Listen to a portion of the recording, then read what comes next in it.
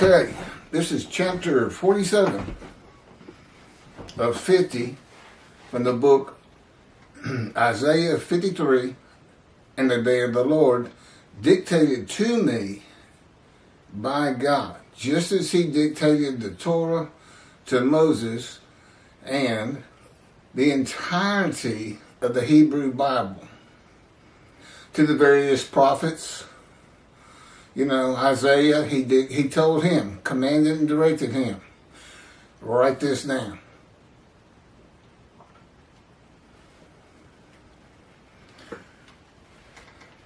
And like the Israelites, they would have known that it would be impossible for Moses to know the information he put into the Torah. And clearly he talked to God, or he said he did. You know, they couldn't hear God. But part of his proof, it's not the three proofs that he took with him to Egypt. Just as he's given me three proofs today. And this is tops among them, these two books. There's also the life of God's righteous servant of Isaiah 53. And that would be me. My life, but God commanded and directed every single word, sentence, paragraph, chapter, title. It's all his. And he's responsible for these videos too. The day of the Lord is here. The Lord is here. And he needed a representation. That would be me. Chapter 47. David, shunned and despised. Psalm 69. In Isaiah 53, God's righteous servant is said to be despised, shunned, and held of no account by men, but ends up making the many righteous and receiving as his portion the many, and the multitude as his spoil. His portion, the many, that would be the many made righteous. So we're talking about people here. And the many becomes the multitude eventually. Psalm 69 reveals that, like God's righteous servant of Isaiah 53, King David, before he was king, was shunned and despised after his anointment by Samuel. This is 1 Samuel chapter 16, verse 11. Then Samuel asked Jesse, "Are these all the boys you have?" And he replied, "There is still the youngest. He is tending the flock." And Samuel said to Jesse, "Send someone to bring him, for he will not sit down to eat until we will not sit down to eat until he gets here." So they sent and brought him. He was ruddy-cheeked, bright-eyed, and handsome. And the Lord said, "Rise and anoint him, for this is the one." Now, of course, only Samuel could hear this. Samuel took the horn of oil and anointed him in the presence of his brothers. And the Spirit of the Lord gripped David from that day on. Samuel then set out for Ramah. The Spirit was strong upon him. He just became a man in divine beings with that anointment, just like the man, the righteous servant does in Isaiah 11. And there's plenty of videos on that. A good place to start is the chapter 39. I'm redoing the entirety of the book, and there's 50 chapters. Because about 2 years ago, at the beginning of COVID, is when we began doing the videos. God had me repost them so many times, you know, re-download, re-upload, that they've really have lost all their quality. It's hard to watch them, it's hard to hear them. But now we're getting close to finishing redoing them all. And if you're watching this particular video, you can see the quality is much better than some others you may have seen.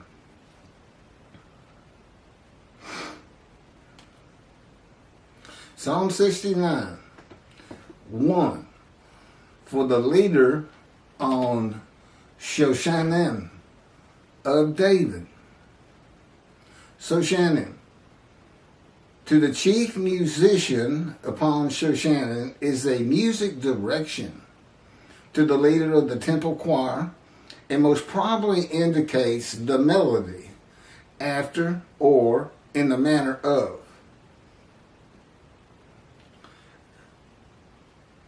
In brackets, authorized version upon, which the Psalms were to be sung. As the words now stand, they signify lilies, a testimony. And that's from Smith's Bible Dictionary. Verse 2, deliver me, O God. So this would be David. Deliver me, O God, for the waters have reached my neck. Verse 3, I am sinking into the slimy deep and find no foothold. I have come into the watery depths. The flood sweeps me away. Verse 4, I am weary with calling. My throat is dry.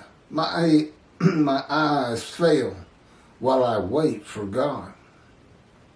Verse 5, more numerous than the hairs of my head are those who hate me without reason. Many are those who would destroy me, my treacherous enemies. Must I restore what I have not stolen? Now, breaking this down into midrash form, where you take a verse and you break it down in parts and give a commentary on it. Those who hate me without reason. Commentary. Must David deny? Wait a minute.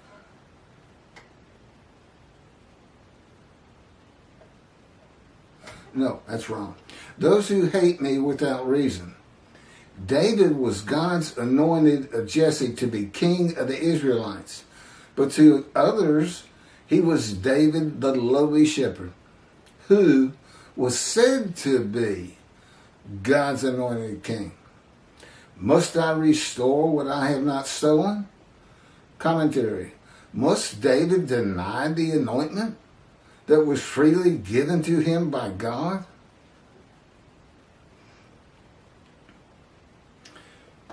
Verse 6. God, ye know my folly. My guilty deeds are not hidden from you. Midrash. My guilty deeds, like God's righteous servant, David is a sinner.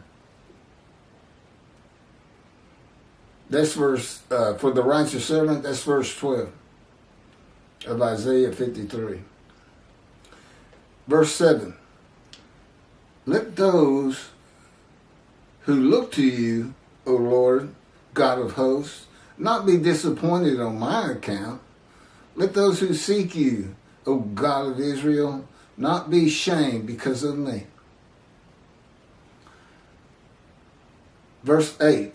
It is for your sake that I have been reviled, that shame covers my face. Verse 9. I am a stranger to my brothers, an alien to my kin. In Psalm 110, verse 7, David says, indeed, I was born with iniquity. With sin, my mother conceived me. In the days of David, men had many wives and many concubines, as is well known with his son Solomon. The iniquity came from his father Jesse, fathering a child with a woman outside of the tribes. David's brothers were present at his anointment and passed over for the one born in iniquity. They witnessed the anointment, but could only hear the words of Samuel. They could not hear God tell Samuel, rise and anoint him, for this is the one. David became a stranger and an alien to his brothers and kin, as one born in iniquity, and as one said to be the anointed of God. If his brothers and kin believed he was the anointed of God to be king, they would have embraced him. Verse 10, my zeal for your house has been my undoing. The reproaches of those who revile you have fallen upon me. He's talking to God.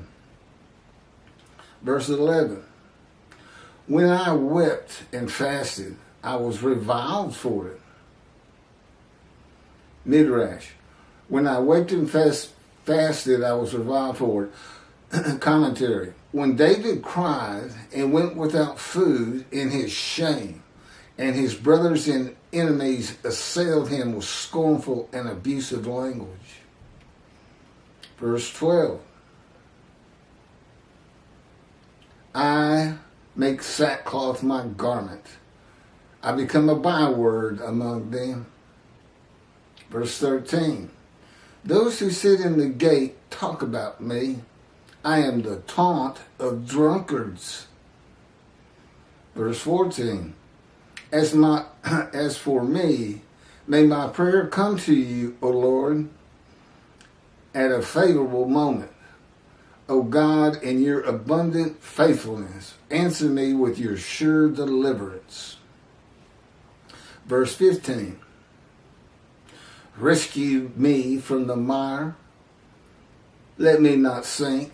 Let me be rescued from my enemies and from the watery depths. Verse 16, let the flood waters not sweep me away. Let the deep not swallow me. Let the mouth of the pit not close over me. Midrash, in the mouth of the pit,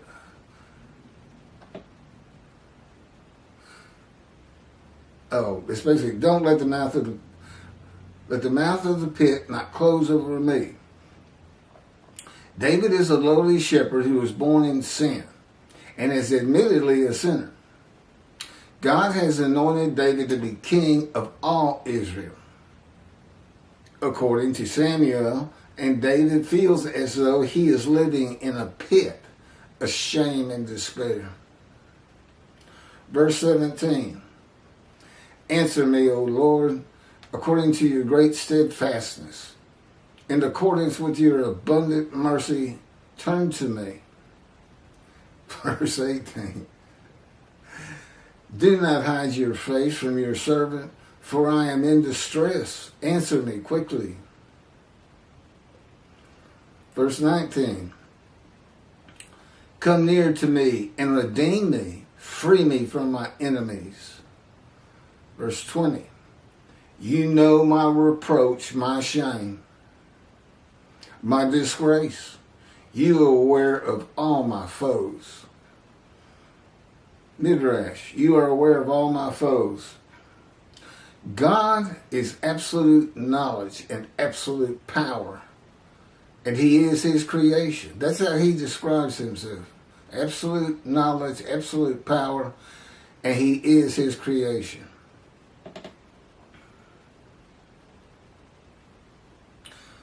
Of all things and all people, he chooses to follow closely. That would include all naysayers and haters and enemies of his anointed one, David. Verse 21, reproach breaks my heart. I am in despair. I hope for consolation, but there is none. For comforters, but find none. Midrash, but find none. No one believes David is the anointed of God to be king of Israel, particularly his brothers. Verse 22, they give me gall for food.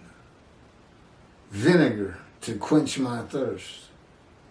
Verse 23, may their table be a trap for them, a snare for their allies. Midrash, may their table be a trap for them, a snare for their allies. Okay, commentary. May the haters and naysayers and enemies and those who shun David and shame him, and all those who believe in their talk and words and opinions about David, which is the table they have set for themselves against God's anointed one, be their undoing before God and when David is king. Verse 24, may their eyes grow dim so they cannot see. May their loins collapse continuously. Verse 25, pour out your wrath on them. May your blazing anger overtake them. Verse 26, may their encampments be desolate. May their tents stand empty. Verse 27, for they persecute those you have struck. They talk about the pain of those you have felt. Midrash, for they persecute those you have struck. Okay, commentary. They, the haters and naysayers and enemies and those who shun David and shame him, and all those who believe in their talk and words and opinions about David, persecute him for being the anointed of God. Most, if not all, do not believe God spoke to Samuel in his anointment of David. David feels as though God's anointment of him has been a physical blow to his life and feelings. Those would include others that had been anointed or selected by God as his prophets, whose words are rarely believed and heeded as the words of God and go through the same ordeal as David.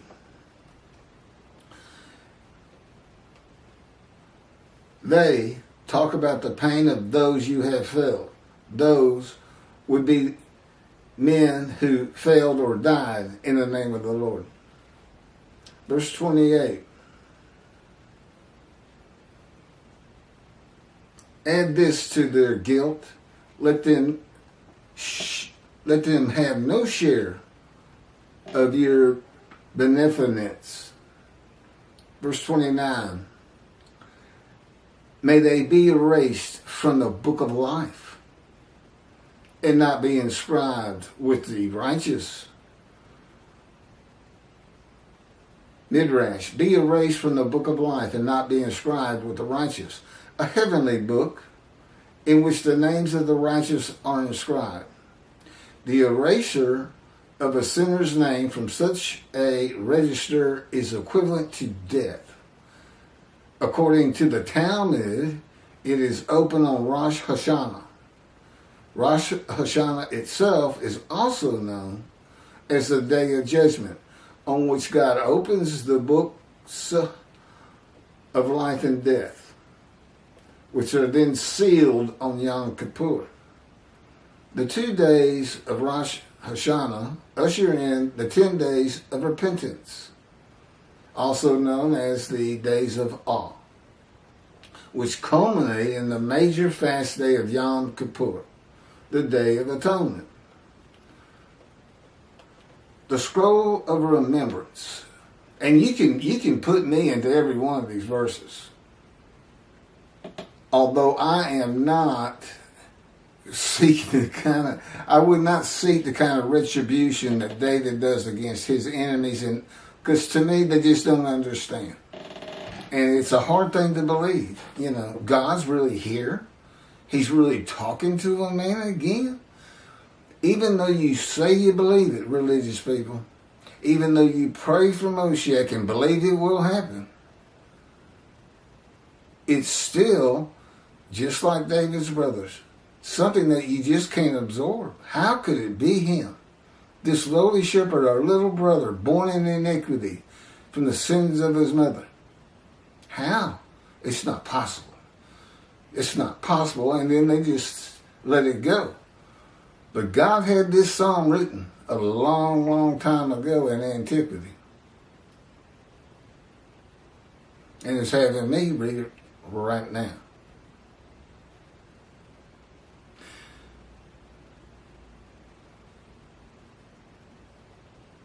The scroll of remembrance in Malachi 3, verse 16, is not the book of life. And it says, in this vein have those who revered the Lord been talking to one another. The Lord has heard and noted it, and the scroll of remembrance has been written at his behest concerning those who revered the Lord and esteem his name.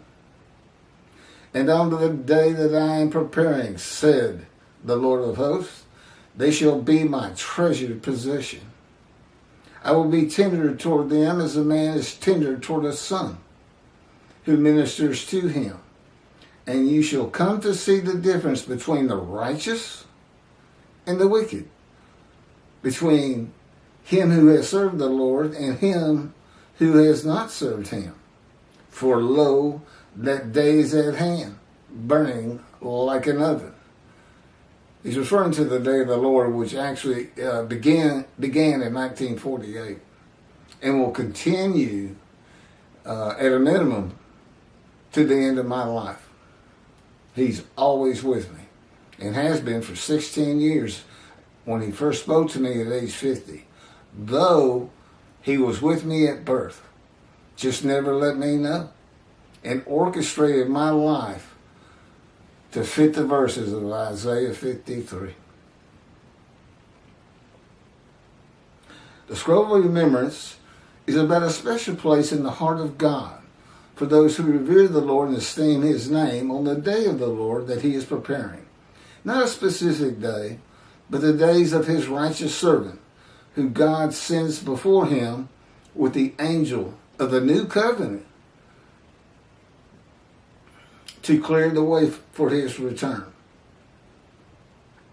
To make the many righteous who believe in him and listen to him and heed him is the representation of God who speaks and writes God's words, as Moses did. God must have followers of his righteous servant for the day of the Lord. No man alone can clear the way for the Lord. Verse 30, I am lowly and in pain. Your help, O God, keep me safe. Verse 31, I will extol God's name with song and exalt him with praise. Verse 32, that will please the Lord more than oxen, than bulls with horns and hoofs.